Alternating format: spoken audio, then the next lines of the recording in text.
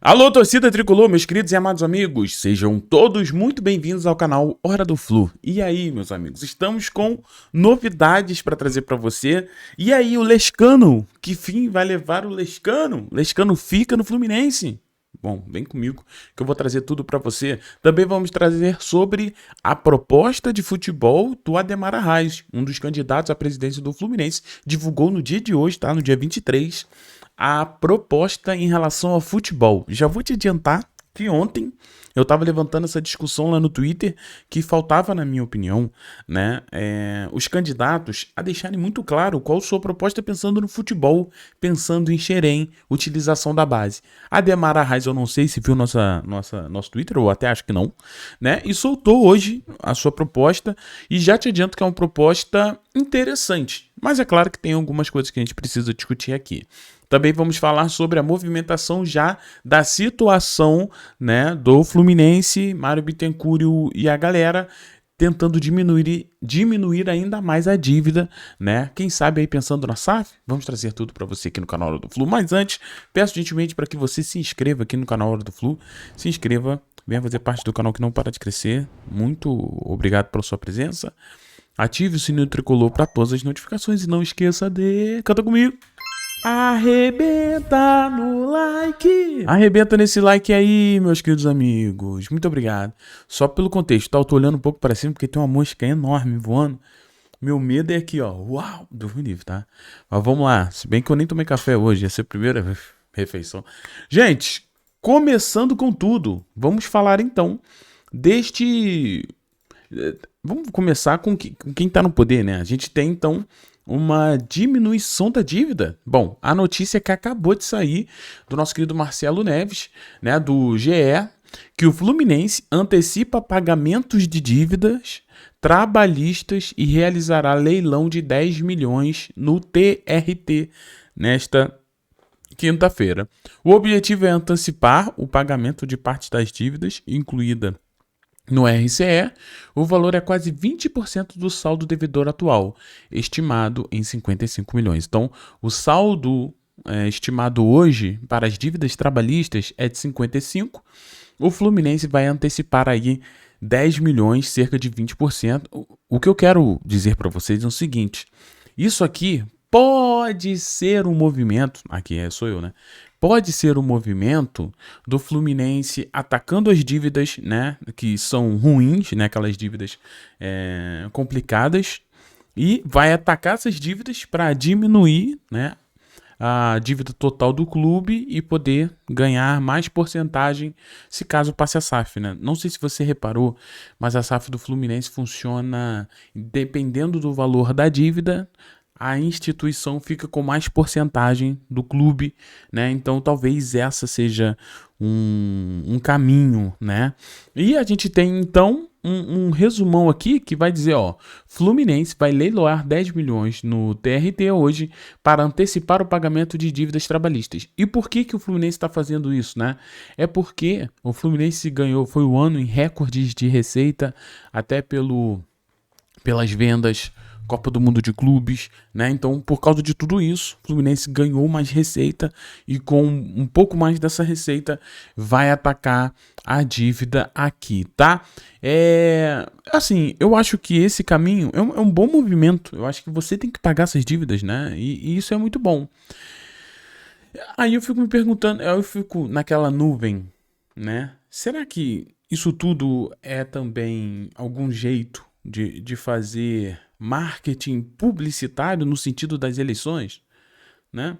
Agora, não que mude o caso, né? Vamos supor, se você tá pagando as dívidas, tem ali, né? Tá tentando pagar cada vez mais as dívidas, isso é um bom sinal.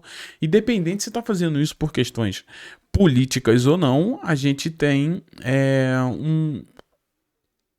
um passivo do Fluminense sendo ali melhorado, né? Não resolvido, mas ali sendo pago, né? Beleza. Então, assim, eu acho que independente se for questões políticas ou não, é muito bom ver o Fluminense, né, pagando assim as suas dívidas, que é um dos grandes problemas dos clubes associativos, né, são as dívidas. E a sorte do Fluminense, sorte não, né, isso aqui foi mérito do Matheus Montenegro, do Mário, conseguiu o RCE, algo que é muito difícil. Não sei se vai conseguir manter por muito tempo, porque RCE é exclusivo para clubes que viraram SAF, né? E Fluminense ainda não virou. Não sei se vai, mas é aquilo. Eu acredito que tá tudo nessa conversa, tanto a questão da SAF, tanto a questão, essa movimentação pensando na SAF. Eu acho que tá tudo conectado com certeza, tá? Porque se fosse em outro momento, talvez estaria usando esse dinheiro aqui, esses 10 milhões, quem sabe, né, para fazer outra coisa, né, pensando ali dentro de campo, mas resolveu atacar as dívidas. E isso, como eu disse, tem tudo a ver na questão da aquisição de porcentagens, né? Quanto menor a dívida, mais porcentagem o Fluminense vai manter dos seus valores, tá? Caso passe essa SAF da Lazuli, tá? E sobre essa SAF, em breve vamos trazer um vídeo e explicar uma situação que a gente teve com o pessoal da Lazuli Esporte, tá? A gente teve uma situação com eles, mas eu vou explicar com vocês certamente. Depois eu explico tudo bonitinho, tá? A gente tá preparando o vídeo aí pra você, tá bom? Vamos lá. Ontem saiu a informação do Gabriel Amaral, né? Do Raiz Tricolor, dizendo que o Lescano, né? Não jogava mais pelo Fluminense, né? A gente tem até que o Gabriel que repostou a notícia do Raiz Tricolor, e disse que, segundo a Raiz Tricolor, o meia Rubens Lescano está de saída do Fluminense, praticamente fechado. A saída do jogador deve ser por empréstimo para uma equipe no futebol paraguaio, né? Essa notícia ontem caiu como uma bomba, meu amigo, nas redes sociais, dizendo que é impressionante, né? O fato do Fluminense desenvolver atletas para outros clubes e não dar espaço, não dar minutos, sendo que a gente tem um Paulo Henrique Ganso que está lesionado um tempão, né? E você, nem neste momento, você deu oportunidade para Rubens Lescano, preferiu usar jogadores fora de posição, como o Lima, o Nonato, do que dar oportunidade para o Rubens Lescano dar minutos, deixar com que analisemos, né? E outros jogadores que, de fato, não vêm muito bem, estão sempre errando, estão sempre com problema, esses estão sempre mantidos dentro do time, né? Algo estranhíssimo que acontece no Fluminense, estranhíssimo, esquisitaço, né? Mas tudo bem. É a escolha do treinador que dizem, porém a torcida ficou revoltada com essa saída. O Fluminense vai pagar quase 30 milhões no Lescano para chegar aqui, não dá nem oportunidade pro rapaz. Complicado, né? Bom, com isso, o Fluminense soltou uma nota hoje, né, e respondeu o seguinte, eu tô aqui no Central Fluminense. O Fluminense informa que não existe qualquer negociação referente ao jogador Lescano. Ele segue normalmente no elenco e as notícias vinculadas nas redes sociais não procedem. Não houve sequer procura pelo atleta por nenhum outro nome. Aí aqui, vamos lá. Thiago, tá? Eu acho que... O que eu acho? Eu acho o seguinte, eu não acho que o Gabriel Amaral, tá? Eu não sou amigo do Gabriel Amaral. Eu já conversei com o Gabriel Amaral, já fui no canal dele há muitos anos atrás, né? Recentemente, por causa da questão dos strikes, a gente trocou uma ideia, ele foi super solícito comigo, mas eu não tenho uma amizade, um laço de amizade com o Gabriel Amaral, então eu não tenho pra que ficar defendendo o Gabriel Amaral aqui. Porém, entretanto, todavia, eu acho muito difícil o Gabriel, de toda a importância que ele tem, ele ter uma notícia desse tamanho, divulga, né, essa notícia, e ela não ser uma notícia verdadeira, né? É claro que no meio das apurações a gente pode ter problemas, né? Eu mesmo já tive diversos problemas com fontes e tudo mais, né? Fontes até que queriam prejudicar o meu trabalho e me davam falsas informações. Assim, no dia que eu sentar com vocês, eu vou conversar com vocês sobre cada coisa que acontece nesse meio de futebol, por isso que eu sou muito descrente nesse meio. Porém, nesse caso aqui, ontem o Gabriel fez um vídeo dizendo que ele, né, não jogaria mais no Fluminense, né? Hoje vem o Fluminense e informa que não tem nada. De duas, uma. Ou o Gabriel teve problemas na apuração, mas eu acho que seria um pouco complicado você pensar nisso, né? Pela responsabilidade que ele tem, mas é claro que pode acontecer. Ou o que vem. Vazou a informação e o Fluminense, ó, cancela. Cancela isso aí. Não tem nada, esquece. Por quê? Porque pegou mal demais em época de eleição, pegou mal demais para a situação você não ter convicções, né, ou convicção nas suas contratações, né? Porque você traz o Lescano pagando uma grana e eu vou te falar, dá oportunidade pro Lescano, ele joga bola. Pô, pagou uma grana, chega aqui, não deu certo, vamos emprestar de graça. Aí tu fica com aquela questão. É muito fácil fazer isso com o dinheiro dos outros, né? Você paga milhões pelo jogador, depois que ele chega aqui e fala, quer saber, vamos emprestar. É muito fácil. Então, assim, eu acredito que essa situação do Lescano, ela foi uma bomba pensando no planejamento de futebol do Fluminense, porque essa foi a discussão que ele levou depois. Cara, como é que pode organizar o futebol do Fluminense, planejar o futebol do Fluminense dessa maneira? Aí o que acontece? O Fluminense hoje lança uma nota falando que não tem nada. O Lescano então fica. Então, assim, meus amigos, eu acredito que o Fluminense pode ter recuado de uma possível negociação, né? Talvez não esteja, talvez estivesse só em campos de negociação e o Fluminense abriu mão porque viu que a situação ficou bem difícil para eles em um ano de eleição, meu amigo, com as eleições à porta no mês que vem. Então, assim, não vão dar mole, né? Então já negou. Por outro lado, eu quero esperar para ver se o Lescano vai ganhar minutos, né? Porque se não continuar sem ganhar minutos, é porque já estava negociando para sair mesmo, né? E a informação vazou e eles não quiseram lidar com isso. Então, assim, espero que ganhe minutos, Rubem Lescano, né? Mas, segundo o Fluminense, não tem saída dele aí, vai ficar. Então, o Rubem Lescano fica no Fluminense até a segunda ordem, tá? Bora falar então do candidato à presidência do Fluminense, Ademar Arraes, né? Ontem, aí é só para eu trazer o contexto novamente. Ontem saiu a informação do Júlio Fidelis, né? Que o empresário do Júlio Fidelis disse que, né, teria ali uma sondagem do próprio Botafogo e tudo mais. Eu fiz essa questão aqui, ó. Tá aí uma oportunidade para transformar em debate político, né? Gostaria de saber dos candidatos qual filosofia vão adotar em relação a Xerém, o quanto a base vai fazer parte do planejamento real do time profissional. Não é falar, nós vamos valorizar Xerém. Não, a gente cuida de Xerém. A gente revela. Não, mas eu quero dizer no planejamento. Estamos planejando uma nova temporada. Quem de Xerém vai fazer parte desse novo planejamento, né? E como que nós vamos fazer a transição? Como utilizaremos os nossos meninos, né? Se destacarem, vão perder vaga, mesmo assim, como o próprio Júlio Fidelis, o Davi, porque tem os medalhões para poder entrar? Complicado, né? Aí eu fiz essa questão e hoje a gente teve o Ademar Arraes trazendo ali propostas para o futebol. Aqui, eu vou deixar aqui na tela para você poder ler, mas o Ademar diz coisas que eu acho interessantes e no final eu quero fazer um disclaimer em relação a isso aqui. Né? Mas ele disse, como que o Fluminense pode evoluir seu departamento de futebol com base no que há de mais moderno no mundo, né? E eu acho que ele usou muito bem as palavras, porque hoje o futebol moderno é um futebol que prioriza a juventude, tá? E não é desde hoje. Europa, há uns 10 anos, 5, 6 anos, 8, a gente tem Europa priorizando os meninos e dando oportunidade para esses meninos. Tanto é, a Europa está vindo no Brasil contratar jogadores que às vezes nem estreou no profissional, né? Isso está acontecendo. Por quê? Porque o futebol mundial está exigindo cada vez mais que os jogadores comecem mais cedo, né? A gente deu o exemplo do próprio Barcelona, que tem jogadores de 18, jogadores de 20, né? Jogadores assim bem novos jogando a Champions League. Então, esse é o futuro. E ele vai dizer o seguinte: o futebol mundial passou por uma revolução silenciosa. Clubes deixaram de operar por intuição e passaram a funcionar com centros de inteligência esportiva. Isso aqui é uma verdade. O Fluminense tem uma estrutura e história para estar neste grupo. Falta dar o próximo passo.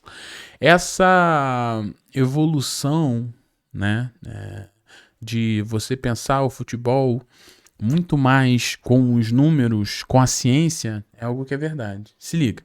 Modelos como Liverpool, Brighton e Benfica, né, mostram caminhos de gestão profissional, decisões baseadas em dados, integração total entre base, mercado e performance.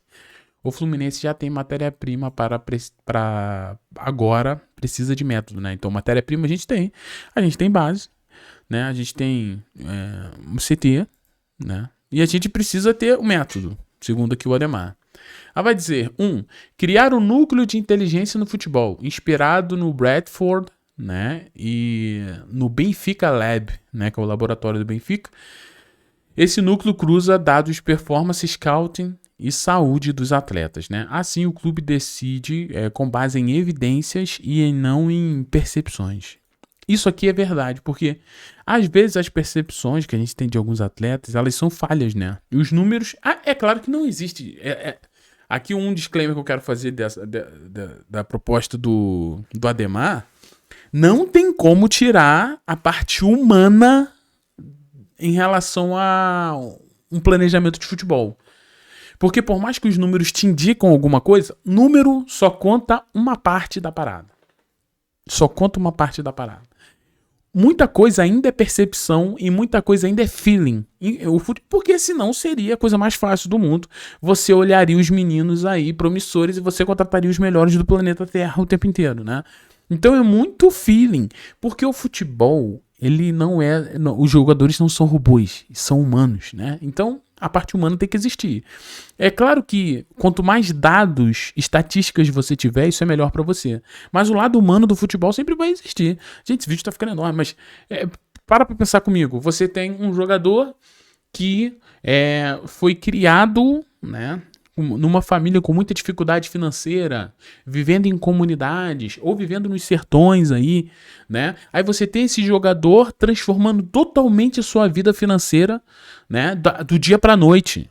E você tem este mesmo jogador tendo que lidar com todas as questões que há pouco tempo atrás era uma realidade super distante. Agora ele faz parte.